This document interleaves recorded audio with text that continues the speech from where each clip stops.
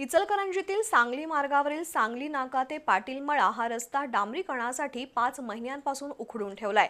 या दरम्यान ड्रेनेजचे 3 उंच चेंबरही आहेत। या खराब रस्त्यामुळे वारंवार अपघात होत आहेत।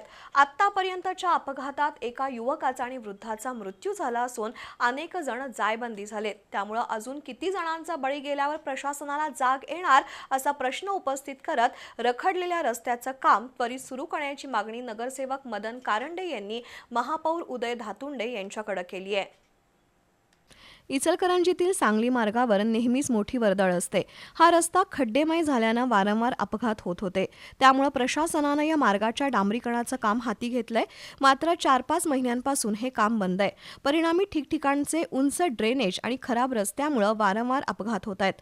आतापर्यंत या मार्गावर झालेल्या अपघातात एका युवकाचा आणि वृद्धाचाही मृत्यू झाला असून सुमारे 25 जण जायबंदी झालेत। हे काम सार्वजनिक बांधकाम विभागाच्या अखत्यारीत येत असल्याने संबंधित विभागाच्या अभियंत्यांकडे पाठपुरावा करूनही कामात कोणतीच प्रगती दिसत नाही। त्यामुळे प्रशासन अजून किती जणांचा बळी जाण्याची वाट पाहत आहे असा संतप्त सवाल नागरिकांमधून उपस्थित होतोय। या पार्श्वभूमीवर नगरसेवक मदन कारंडे यांनी महापौर उदय धातुंडे यांची भेट घेऊन सांगली मार्गाच्या डांबरीकरणाचं काम त्वरित सुरू करण्याची मागणी केली। हे काम त्वरित सुरू झालं नाही तर तीव्र आंदोलन छेडण्याचा इशाराही त्यांनी दिला। यावेळी नगरसेवक सयाजी चव्हाण, नंदकुमार पाटील, अब्राहम आवळे उपस्थित होते।